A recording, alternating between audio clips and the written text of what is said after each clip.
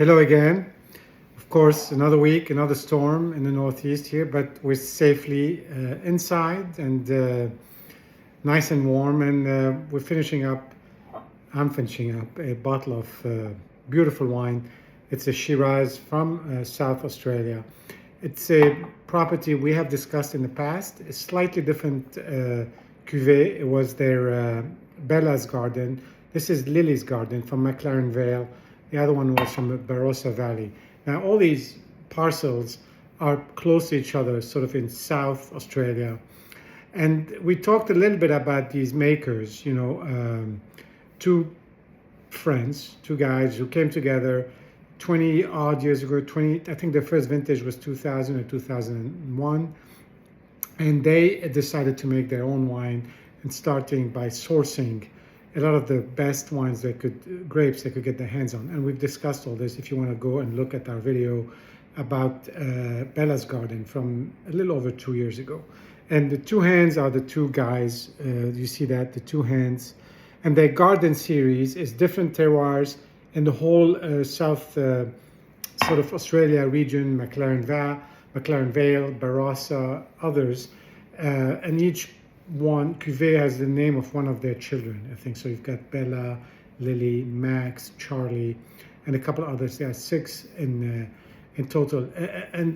Those folks have just put themselves on the top of the charts very quickly.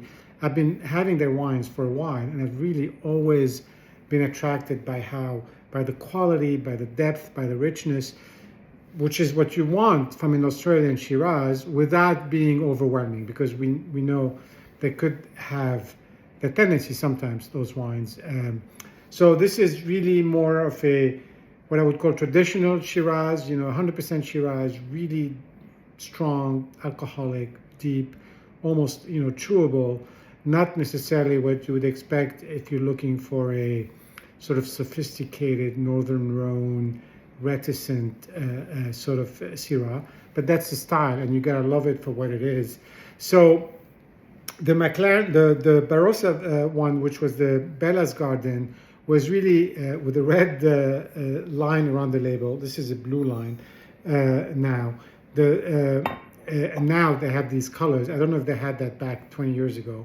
Was a more volcanic soil. This is a more sandy soil. So you would imagine that the wines would be a little bit softer, a little bit rounder, without sacrificing anything in depth. A lot of these vines are 40, 50 years old. And so let's just see what we have here. The color, and we've discussed that before, it's not what you would get in a Rhone sort of Syrah with a little bit of the purple and the violet tinge. This is really more, it's still a little bit purple, but it's very dark, very red, very thick.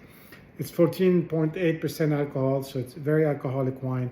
You see a little bit of the sort of the kind of the little dots on the glass. This is the end of the bottle, so these are all the natural sediments, from the fruit that turns into very fine solids over time.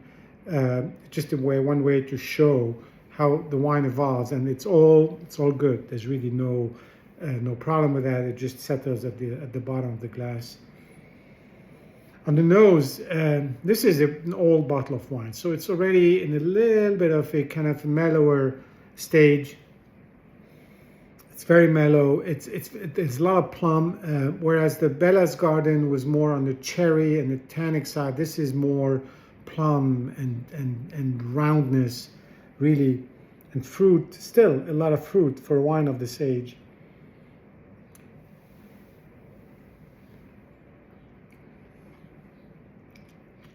A beautiful note of licorice, anise, as we say, which is great because that also is a tie back to some of the things we experience, in the Rhone Valley, but very, very alive.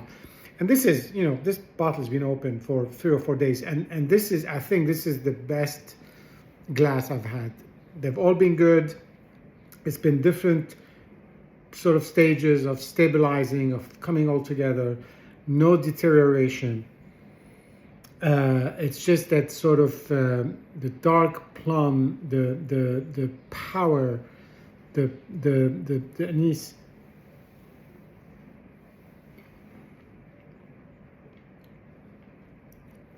A little bit of acidity, not too much. Very, very fine tannins.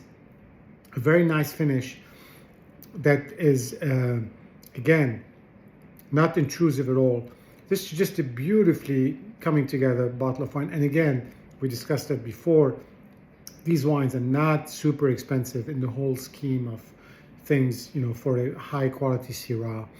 It is very typical of the fine producers you can get in Southern Australia, avoiding a lot of the sort of bad wine that gets made down there, I guess like everywhere else, without having to pay, you know, up to $200 sometimes for some of the top cuvées in Australia. That frankly, I've tasted one or two of those, and it kind of makes you sometimes like you know, it makes you sort of wonder whether it's worth it. This is just a perfect sweet spot. Cheers, and see you soon.